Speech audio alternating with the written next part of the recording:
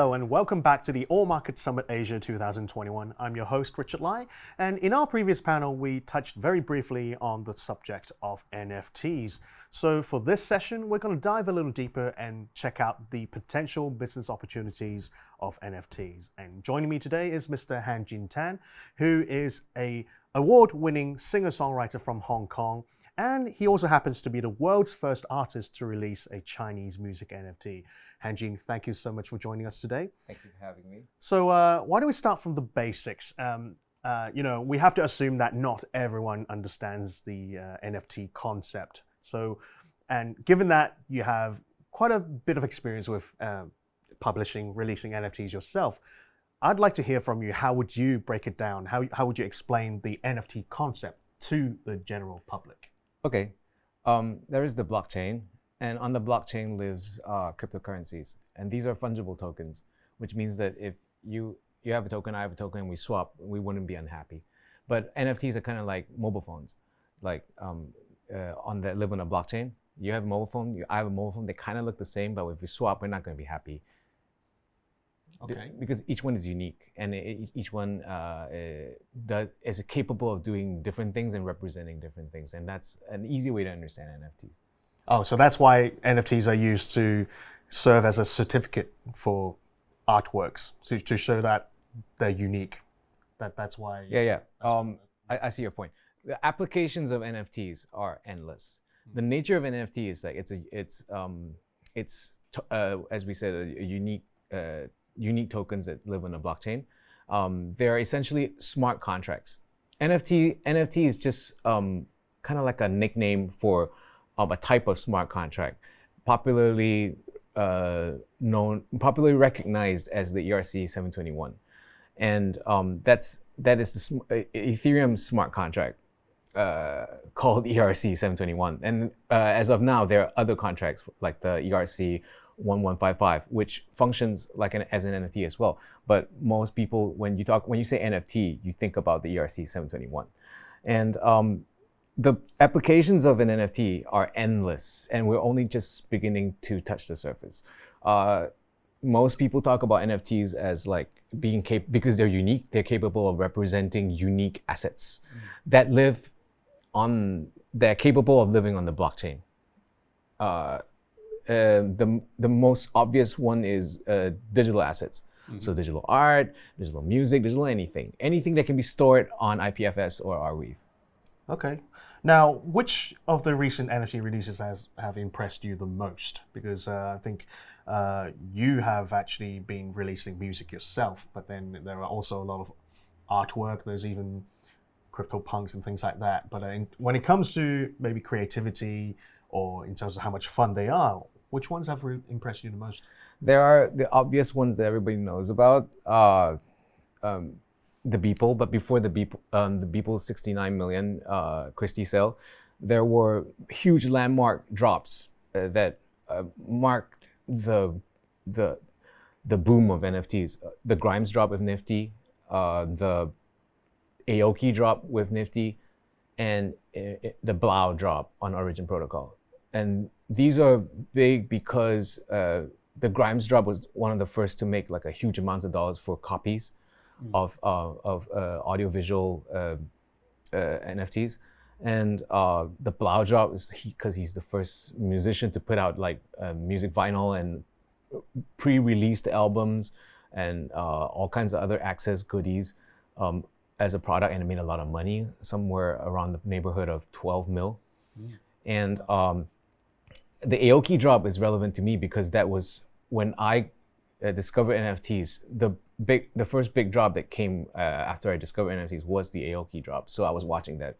And after that, there were a lot of significant drops as well in the music space. We can talk about it later as we dive into music. But like everybody would have noticed the Christie's and Sotheby's drops. So we're talking about the punk drops, the Christie's and Sotheby's ape drops. And these drops mark the ascendance of PFP type NFT collections, picture for profile, which basically means it's just a JPEG that you can use to put on your profile on social media.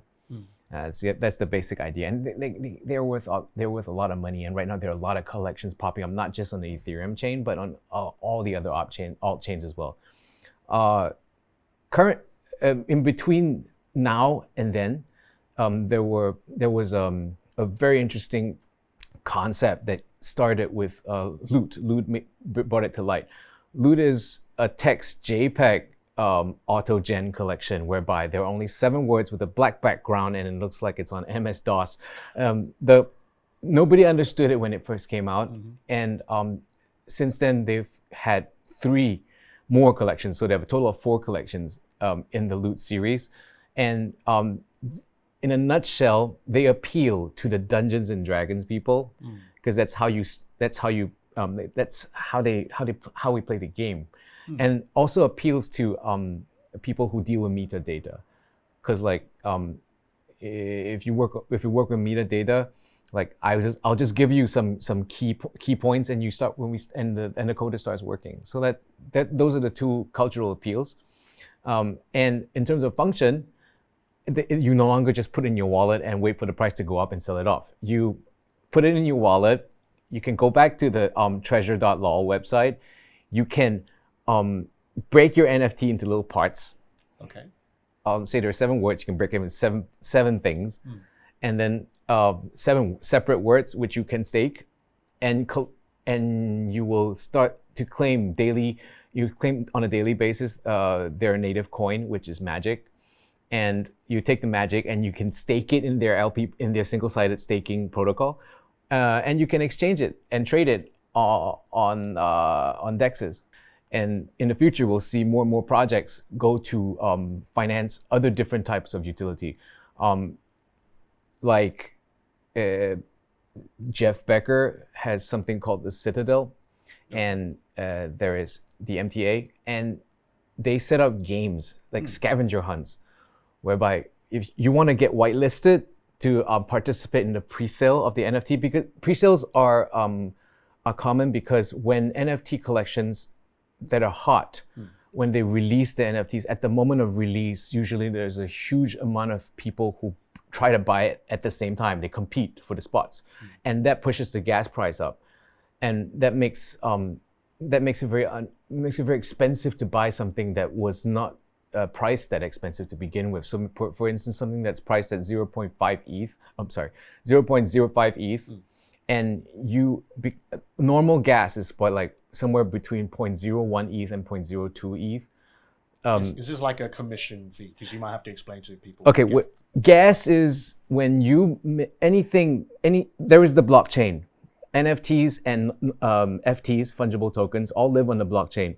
When you want to transfer an asset from A to B, miners have to solve problems on their computers to validate this transfer. These problems are very tricky to solve, so they use computers, and the people who do that are called miners. And the miners have to do the work so that the owner address can be changed from my address to your address. And for NFTs, there's a gas too. And so when a lot of people are trying to do the same thing at the same time, the cost of it will go up. It will get automatically. And so what happens is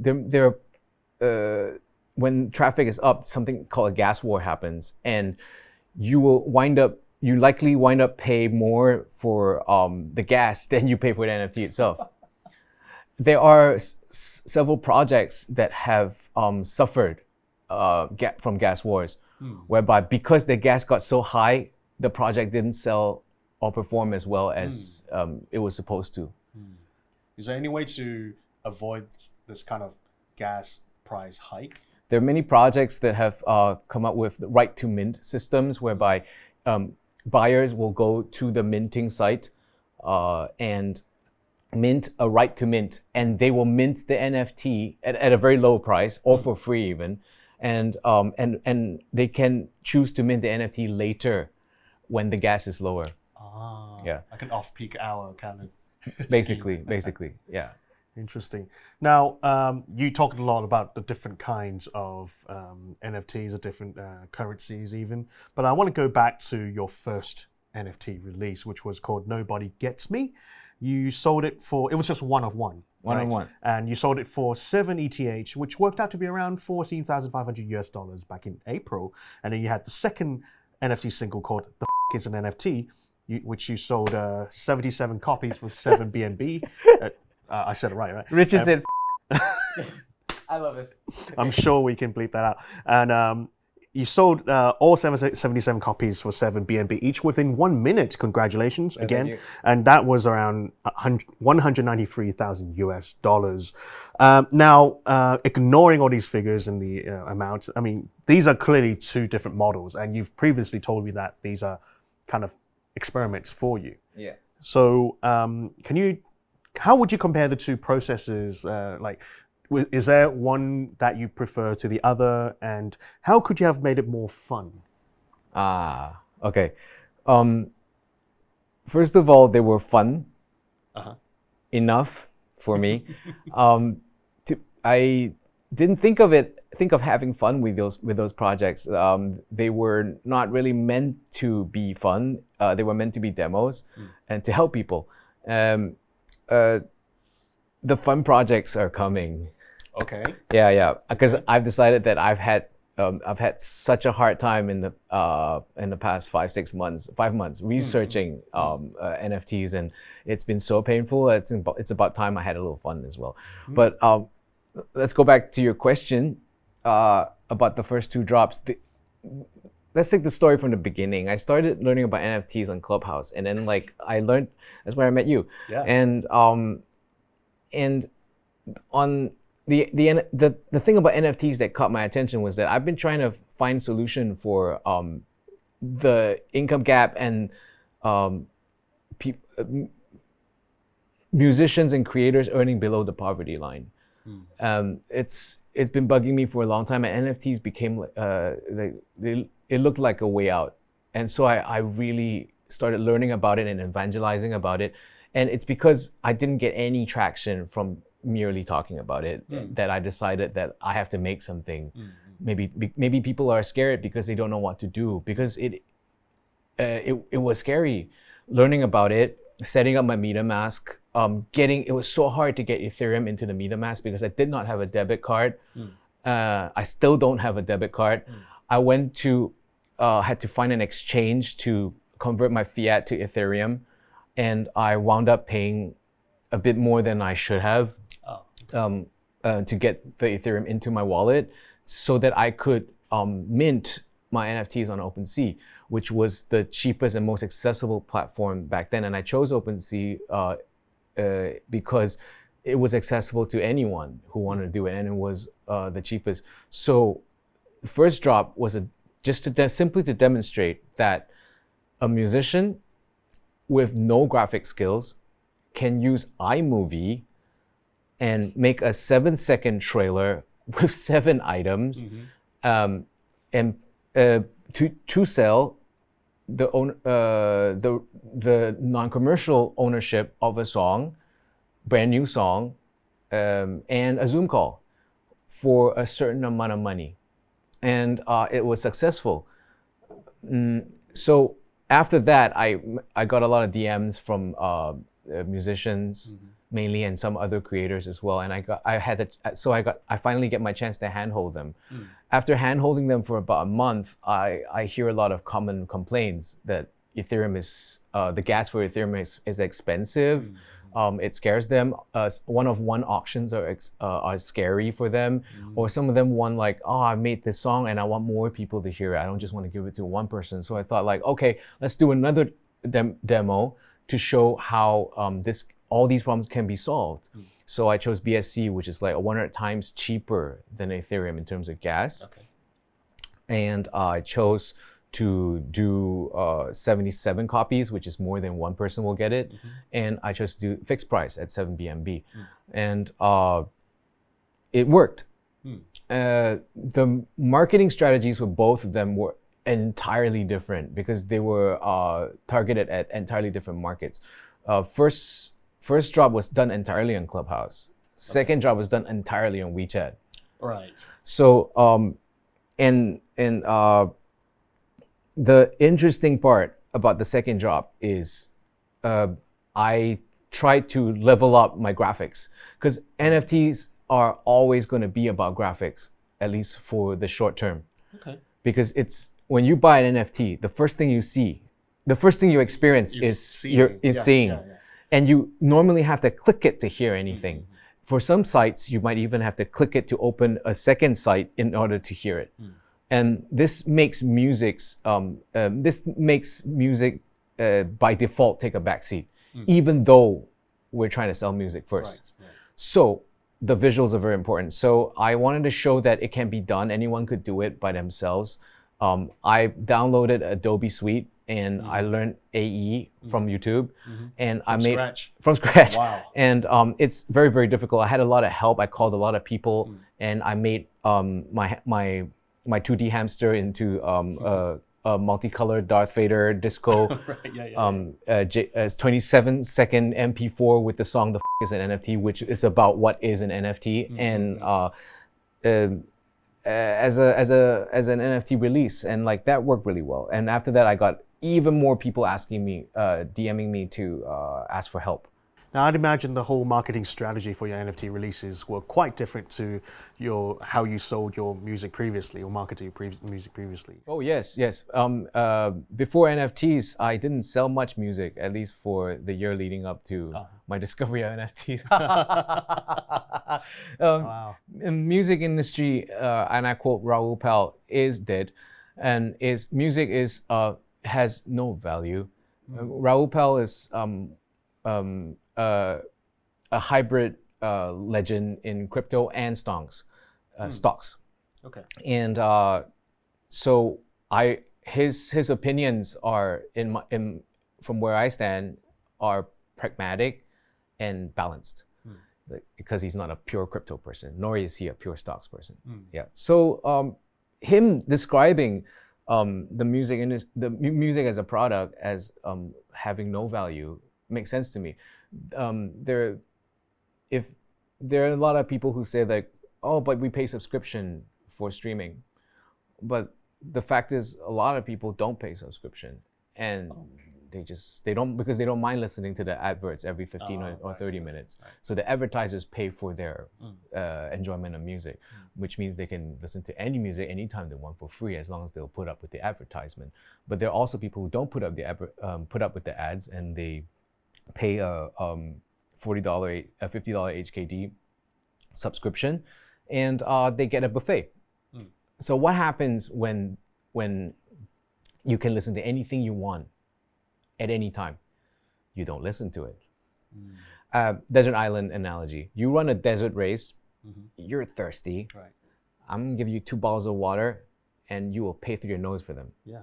But when I give you a 12th bottle of water, you would push me away, and you wouldn't drink it even if I paid you to drink it, because you can't drink anymore. You're full. And that's what's happened with music. Yes, streaming is amazing because streaming solved the piracy issue. But there are new issues. There was a stat that I read recently that I found most poignant. Like, all the other stats are saying like, oh yeah, so many percent of musicians don't make money, so many percent of musicians are blah, blah, blah. But here is one stat that says 0.2% of registered American professional musicians make above poverty line, which means 99.8% of professional registered musicians make below poverty line. And that's not very nice. And I think there's something we can do about it. And since there's something we can do about it, we should probably try. And are people trying? Are your fellow artists trying, especially in Hong Kong or in nearby regions? Some are trying. Yeah. Some are trying. Most are reticent. Yeah. Have you opened your MetaMask? I have, but I haven't used it. Is there Ethereum in your MetaMask? Not yet. That is the kind of reticence, and you're a tech person. No, nothing against you at all. It's just I think it's a great illustration to show how hard it is to even begin to get into the space as a consumer. Now, that just means it's even harder to get into it as a creator. There are a lot of things that people worry about that stop them from like jumping on. And I want to solve those worries one by one and try to like help them get in more smoothly. And I'll tell you more later in the interview, I guess. I will. I guess I will have to define myself by saying there's a certain volatility. The market feels a bit volatile, at least in the cryptocurrency side of things. But that's my experience. No, that's a fantastic point. It is volatile.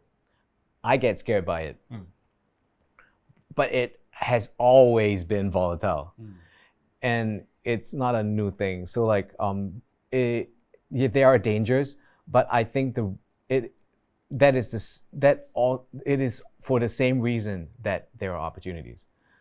When you wait for it, if musicians and creators wait for the day where crypto begins to stabilize, there will be a lot more barriers to entry, and the opportunities will be much less and smaller. I guess, with opportunities, there's always risk, huh?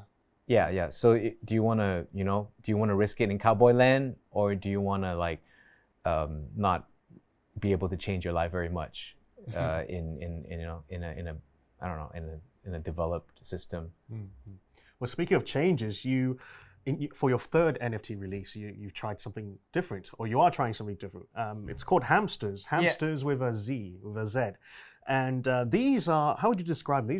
These are pictures of cartoon hamsters. Yeah. Hamsters being your mascot, I guess. Yes. So you collaborated with an artist and so far you've made 47 editions of these cartoon hamsters, and they're all sold out on OpenSea. Yeah. Now, what's next for your Hamsters project? Because I read on the OpenSea page that you said these will be available in the metaverse. And, again, in the previous panel, we also talked about metaverse. So I would imagine what you mean by this is people can carry their very own hamsters around between the different worlds in metaverse. Is that what you mean? And does this mean, because I think in one of your descriptions you said there's going to be like some sort of 3D version of the hamsters as well, a volatile, something like that? Voxel, sorry. Yes. Okay, in a nutshell, yes. The metaverse is, as most people understand it, Decentraland, Somnium Space, Crypto Voxel, and Sandbox. I'm starting my Sandbox game. It's gonna be really cool. So everybody come see. There's gonna be like layers and layers of news about the Sandbox game launch. It's gonna be fun, it's silly, and it's not like the other Sandbox games where you go in and slash. In my Sandbox game, it's a happy musical place, and you play silly games like Frogger, but if you fall in the water, you die. If you get banged by a car, you die. And then, after you die, you're reborn right away, and you can restart the game. And like you get to help, the little animals in need, like Mr. Turtle and Mr. Bunny, and they need help, and they'll tell you what they need, and you can help them. And after you help them, you gain all kinds of fun prizes, and you get to fight this big ugly bunny, and and at the end of it all, you get to watch a concert, you get to ride an air balloon, and they basically explore the whole space from a bird's eye view and fun stuff like that. Kind of different from the other games where you go in there and they're monsters and you have to kill them all. If you don't kill, it's a kill or be killed. So I'm starting this thing, and I'm working with Sandbox to see if I can create a campaign for young creators to come in, and they can't afford. Yes, there are a lot of people who can't afford to buy Sandbox land, so I'll put up my land. And whoever has the best idea, they can build on it and see how it runs. These are things that I'm working on. And when you talk about hamsters in the metaverse, hamsters will have a space in the Hanjin land, and there's a hamster land, and you come in and you with your hamsters, and you can walk around with your hamster heads, and and you have your little hamster kennels or hamster wheels and or hamster beds and hamster cots and I'm working on making a hamster building. Because we're in a tech age, the sky's the limit, and you can just build it into the sky, and people can come in and have their hamster playgrounds and hamster bars and hamster blah blah blah. Hamster bars. So when we talk about metaverse, we're talking about these type of spaces, but common understanding is anything that is interactive on the internet, immersive, is a metaverse. And that Hamsters is definitely going in the metaverse. Wow, NFTs can be fun then. Yeah, you just made NFTs quite fun. That's pretty awesome. That's pretty awesome. Yeah, and we don't use swords or guns. No, not too much violence. Now, if I want to smack you, I have to pick up an electric guitar. Or a microphone stand, or a lollipop. I don't know. Okay, well, we'll leave that up to people's imagination. Or a piano. Well, no, I mean, that's a bit of an overkill, sure. Piano bazooka, like okay. piano grenade. Yeah. Piano bazooka, I can go with that. Yeah. I can go with that. Okay. Anyway, now, before we wrap up, I do want to ask you, so far you've tried music and pictures as NFT formats. So are there other kinds of formats or use cases that you see business potential in, or in terms of creativity freedom? Are there other formats you want to try? The sky is the limit. Your imagination is the limit. But tech is also the limit. How quickly can you create these new fun ideas? Dynamic NFTs are definitely in the back burner. I want to make an NFT that reacts to real world IRL data streams. Like, interesting. Most people have done time. A lot of projects have done time, react to time. Like you click on it, a clock appears, or like over the course of time or seasons, it'll look different. That's already doable. It's been done. It's been done. It's been done. I want to do stuff that reacts to markets, and I want to do stuff that reacts to moods or to the volume button in your computer. Okay. Yeah, and I'm working on one NFT series or collection whereby it's actually, most PFP NFTs split their attributes by different parts of the body of the cartoon character. But like, how about an NFT that has, where its attributes is different? Say a line in a song, short piece of music has 16 parts or 8 parts, and each part has different variations, different lyrics.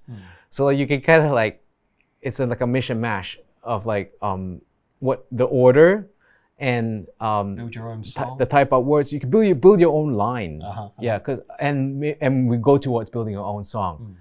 That's something extremely exciting, and that's something that I'm working on, and I hope to put it to market as soon as possible, because if this works, and it'll be hard because we're not talking about JPEGs anymore, we're talking about MPEG-4s.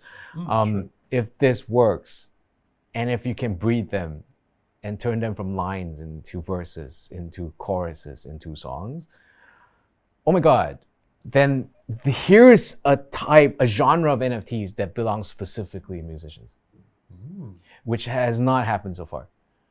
And another solution I'm thinking about for musicians is, musicians are, like myself, are poor with building graphics. We know how to build 2D graphics for album covers. So let's capitalize on that. I've built a hologram of a spinning musical instruments and spinning vinyls. Like, they pop out of the screen. You just put on your Avatar 3D glasses and it just boom. Okay. And like, you just have to plaster your album graphic on it, and that is your NFT. And you stick your song in it. And this could make access for musicians to NFTs even more direct as well. And of course, other more DeFi type solutions to solve ramping problems, like converting fiat to Ethereum is painful. So not just for the creators, but also for their fans. So like, I'm thinking of, I'm trying to make like invisible ramping solutions. With other projects, and also on my own platform. Okay, looking forward to that. Yeah. Now, I think that's a good place for us to wrap up. Hanjin, thank you so much for all the insights today on NFTs. Awesome. Yeah, and then for everyone else, thank you so much for tuning in to the All Market Summit Asia 2021. Hopefully see you next time. Bye. Bye-bye.